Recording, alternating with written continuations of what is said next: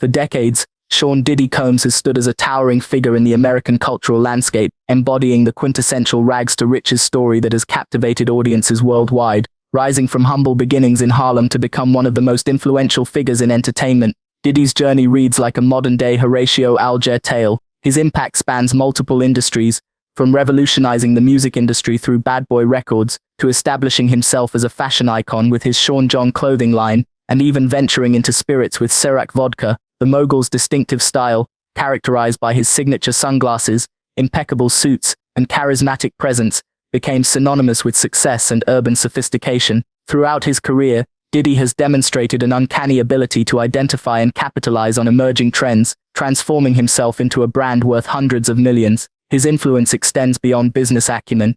He has served as a mentor to countless artists, helping launch the careers of legends like the Notorious Big, Mary J. Blige, and Usher. This patronage role earned him a reputation as both a creative visionary and a shrewd businessman who understood the pulse of popular culture better than most. However, beneath this glittering facade of success lies a complex narrative that has increasingly come under scrutiny. Recent allegations have cast a shadow over Diddy's carefully cultivated image, threatening to rewrite the narrative of his legacy. As the trial unfolds, the public finds itself grappling with conflicting emotions, torn between celebrating the achievements of a cultural pioneer and confronting the disturbing accusations that challenge everything they thought they knew about the man behind the empire. This dichotomy has transformed what might have been a straightforward legal proceeding into a cultural reckoning that touches upon issues of power, privilege, and accountability in the entertainment industry. The ongoing trial has brought to light a series of deeply troubling allegations against Diddy, painting a disturbing picture of alleged criminal activity spanning nearly 3 decades. Central to the prosecution's case are charges of sex trafficking, racketeering, and violent crimes, supported by testimonies from multiple accusers who claim to have endured systematic abuse within Diddy's inner circle. The indictment alleges that the mogul operated an organized network involving at least 5 co-conspirators, including former associates and security personnel, who allegedly facilitated and participated in various criminal activities. Prosecutors have presented evidence suggesting a pattern of predatory behavior, beginning in the early 1990s during the height of Diddy's rise to fame. Several witnesses have testified about being recruited through modeling agencies or social circles, only to find themselves trapped in situations where they were allegedly coerced into performing sexual acts for Diddy and his guests. The court has heard harrowing accounts describing underground parties at Diddy's properties, where victims claim they were subjected to degrading treatment and forced participation in group sexual encounters. Among the most severe charges is the allegation that Diddy maintained control over his victims through psychological manipulation, financial dependency, and threats of violence. Prosecutors have introduced text messages and video recordings purportedly showing Diddy orchestrating these activities, alongside testimony from former employees who claim to have witnessed or participated in the alleged criminal enterprise. These accounts describe a sophisticated system of surveillance and intimidation, with some witnesses alleging they were monitored and threatened if they attempted to leave or speak out. The scope of the alleged crimes extends beyond sexual misconduct to include physical violence and drug-related offenses. Multiple accusers have described incidents where they were allegedly drugged without their consent, while others have recounted instances of physical assault following attempts to resist Diddy's advances. The prosecution has also presented evidence suggesting Diddy used his private jet and luxury properties across multiple states to facilitate these alleged activities, potentially implicating him in federal crimes beyond New York jurisdiction. Perhaps most damaging to Diddy's defense are the testimonies from individuals who claim to have been part of his inner circle for years, providing intimate details about the alleged operations. These accounts suggest the existence of a structured hierarchy within Diddy's organization, where different members played specific roles in maintaining the alleged pattern of abuse.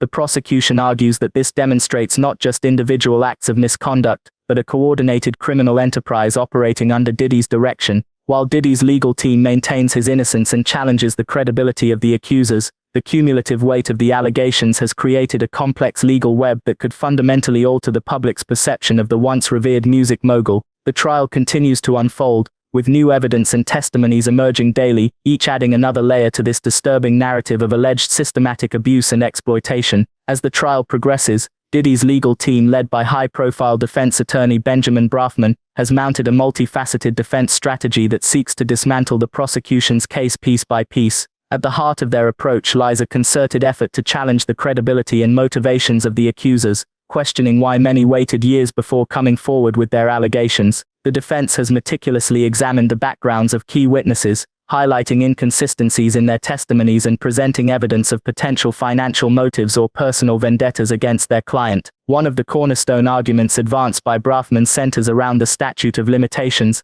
particularly concerning allegations dating back to the 1990s. The defense contends that many of the charges fall outside the legally permissible time frame for prosecution, arguing that memories fade and evidence becomes unreliable over such extended periods. They've filed multiple motions to dismiss certain counts, emphasizing the difficulty in mounting a fair defense when dealing with events from decades past. The defense has also focused heavily on digital forensics, employing a team of experts to analyze the electronic evidence presented by the prosecution. Their examination of text messages, emails and video recordings aims to demonstrate how context can be manipulated or misunderstood. In several instances, they've successfully argued that seemingly incriminating communications were taken out of context or represented misunderstandings rather than criminal intent. Another critical aspect of Diddy's defense involves challenging the government's characterization of his business operations as a criminal enterprise. The defense argues that what prosecutors label as a racketeering organization was merely a standard celebrity support structure, including assistants, security personnel and event coordinators.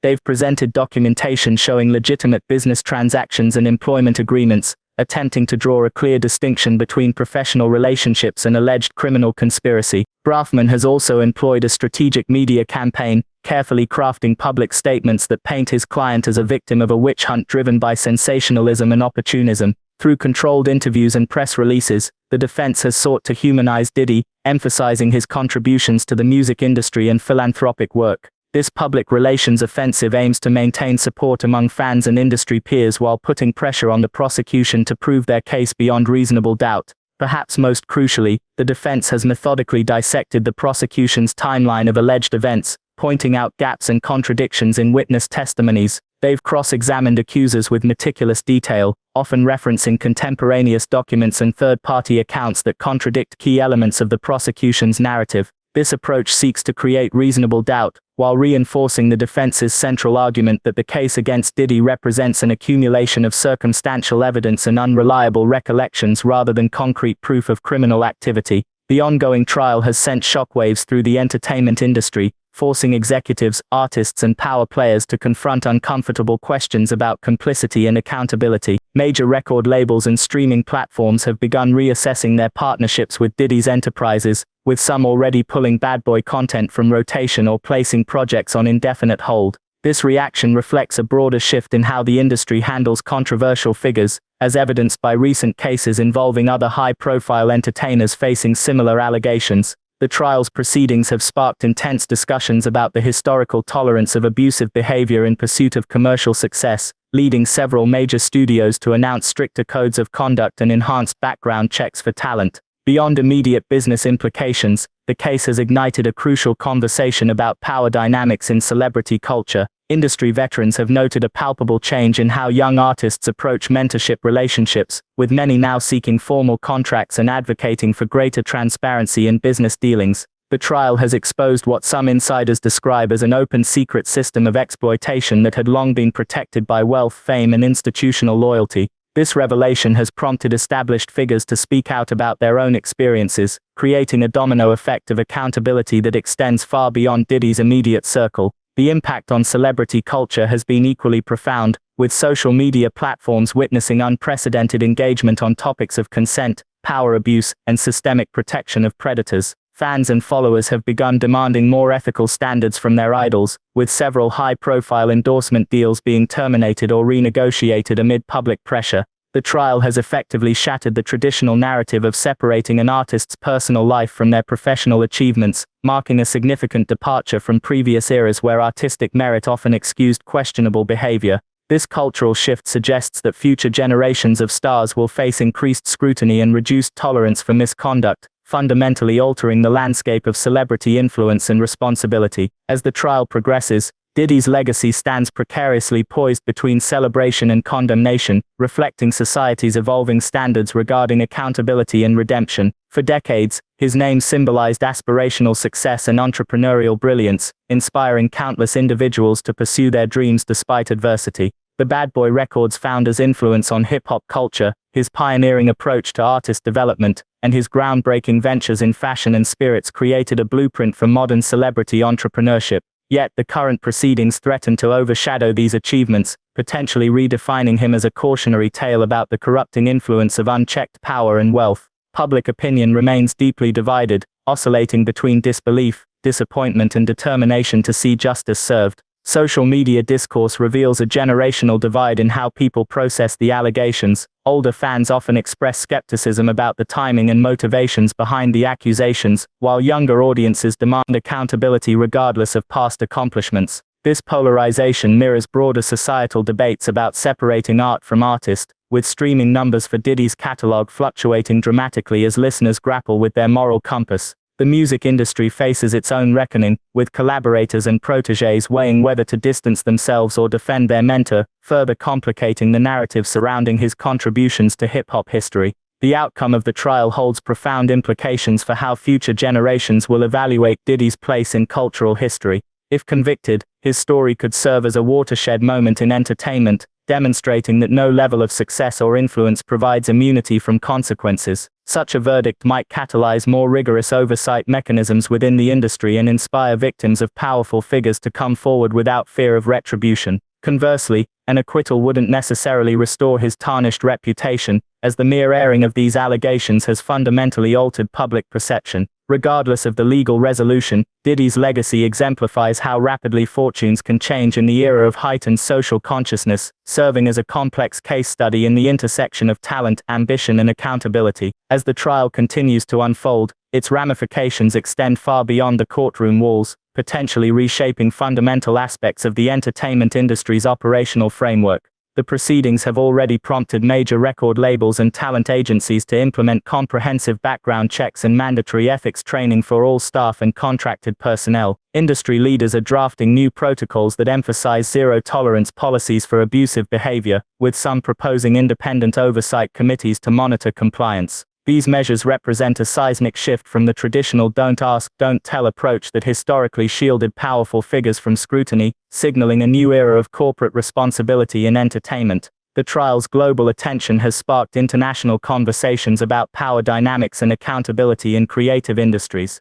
European entertainment conglomerates have begun revisiting their own policies regarding celebrity conduct and workplace safety, while Asian markets are witnessing unprecedented discussions about consent and professional boundaries. This worldwide dialogue has created opportunities for reform across multiple sectors, with technology companies developing AI-driven monitoring systems to detect patterns of abuse in communication networks. The ripple effects are evident in emerging markets too, where young entrepreneurs are building entertainment platforms with built-in safeguards against exploitation and abuse. Looking ahead, the outcome of Diddy's trial will likely serve as a benchmark for how similar cases are handled globally. Legal experts anticipate new precedents in prosecuting historical allegations, particularly concerning the admissibility of digital evidence and the statute of limitations in cases involving systematic abuse. The trial has already influenced legislative discussions in several countries about extending statutes of limitations for sex crimes and implementing stricter regulations for private events hosted by public figures.